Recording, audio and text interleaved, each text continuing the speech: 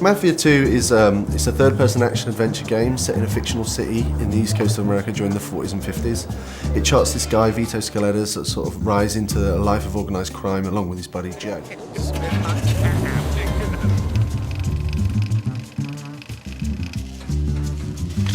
What is it that you want?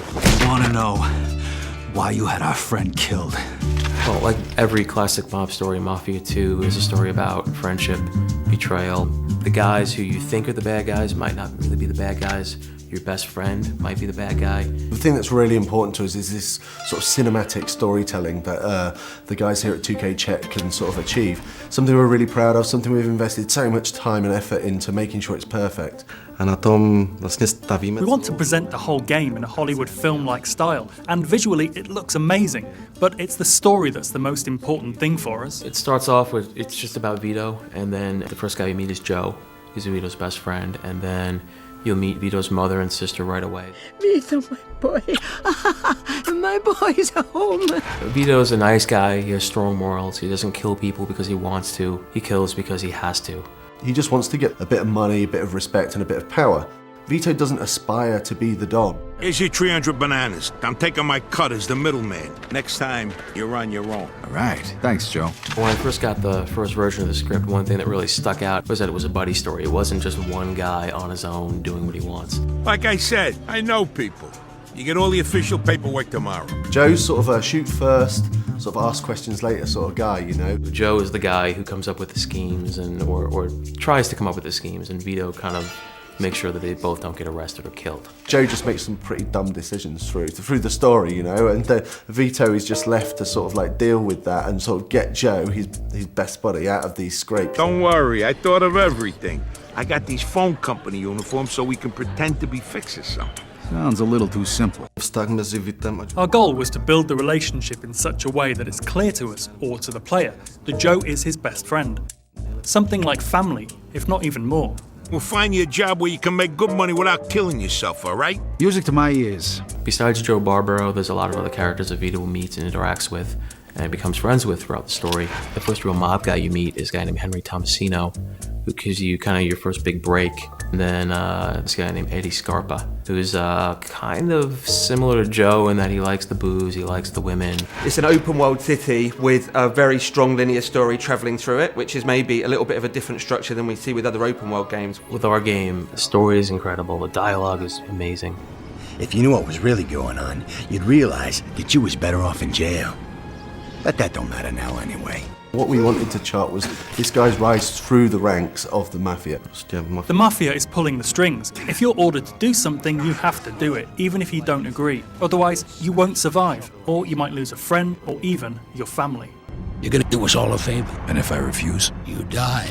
The life of a mobster isn't what it's all made out to be, you know. It's not all really glamorous, you know. It has some really bad things that happen to it, and we really explore that during the story. I think it's really interesting. People are going to really enjoy it. What'd you say your name was? Vito. I need someone to give him a little nudge. $10 a man. What if someone makes a fuss? Well, then you'll have to convince him otherwise.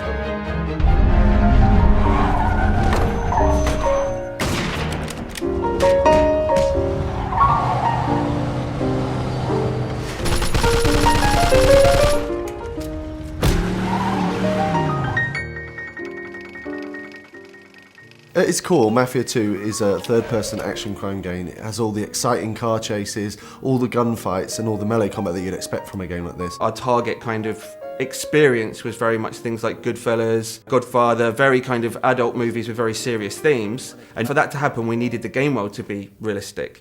Shooting is one of the most important things in the game, and obviously, as we try to be realistic, our weapons are quite lethal. We really want it to feel like deadly combat. What we don't want is the player sort of rushing enemies and doing things like that, you know. You can only take 2 or 3 shots before you actually die. If someone shoots at you, the first instinct is to get behind some cover. It really feeds into that intense feeling that we really want from the gun combat experience. We spent a lot of time and effort on the cover system because the player will spend a lot of time using it. But you have to be careful because the cover can often be easily destroyed. So if you're hiding behind a fence and it starts to disintegrate, it's time to move elsewhere. Co se týká fyziky, This destructibility was a big thing for us. We wanted to fill the whole city with a massive number of destructible objects, so the player felt that they could pretty much destroy anything. Tomu tématu, jaký The player can use a wide range of weapons, from pistols to submachine guns. Of course, we had to include the classic Tommy gun that everyone knows from the Mafia movies. We do massive explosions from different stuff, like vehicles can be exploded. With some Molotov cocktails, they'll sort of set fire to the gasoline as it falls on the floor. And all these different things are things that you'd sort of expect from the 40s and 50s weaponry. Melee combat in the game is a really sort of visceral experience. We want it to feel really brutal. So it's a very simple system. Using 2 buttons, you perform these either hard punches or light punches. And then using a combination of these, you perform these finishing moves. But the coolest thing is these finishing moves are sort of context sensitive as to where you are in the world. So if you're stood near the hood of a car, then the player might punch a guy and then sort of smash his head against the hood of the car, which is a really cool thing. The driving model is very realistic. So you drive these things, they really feel like period cars. They feel very heavy, they feel really satisfying when you're driving them around.